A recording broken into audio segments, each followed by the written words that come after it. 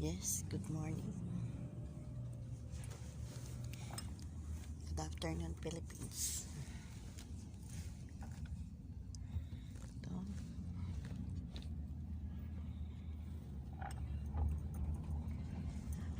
Po si Olivia. First time akong mag-try mag-vlog. Try. Ngayon, ang routine ko araw-araw. Papakita ko sa inyo. Ito.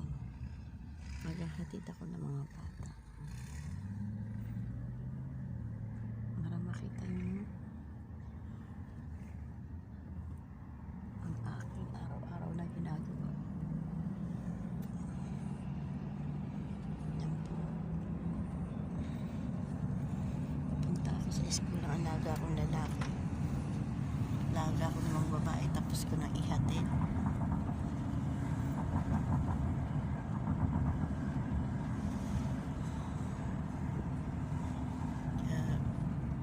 Record muna ako gawa ng hindi pa pwede mag-live kasi first vlog ko to.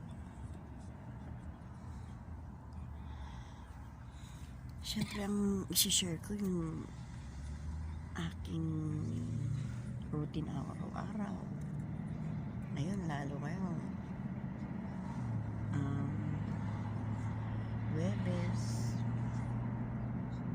Huwebes, Biyernes, Sabado nasa galaan ako. Stay ako sa house Linggo hanggang Huwebes. Pagdating ng Huwebes ng gabi, gagala na yan.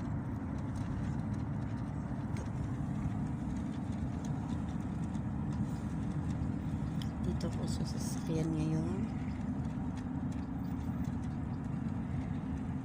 Maghahatid.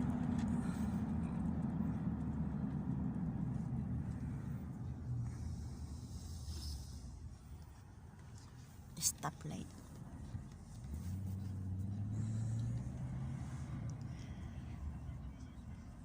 Mamaya papakita ko sa inyo yung paano maglinis ng malaking bahay sa Qatar. Madalang maliliit ang bahay dito. Siguro sa atin 2 hektarya, ganun, 1 hektarya. Hindi naman lahat kasi yung iba naupa lang.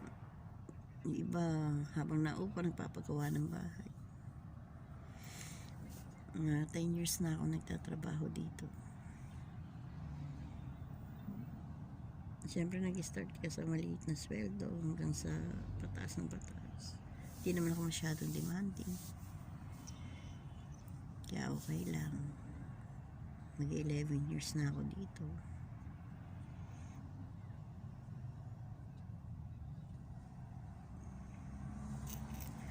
Ito po, naka-stop.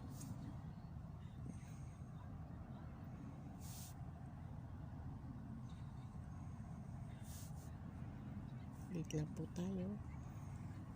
Red light siya. Nag-iisip pa ako kung ano ang tatawag sa mga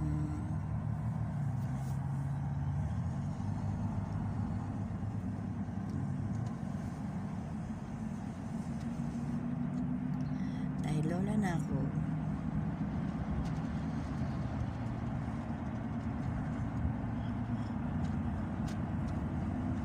Ako na lang yung likod, hot lola. Okay? Yun na lang tatawag ko, hot lola. Okay? Ayan. Ang daming trabaho sa Doha. Kasi mag-open dito ang PIPA 2022. Pupunta dito. Kaya pinagagandaan Doha.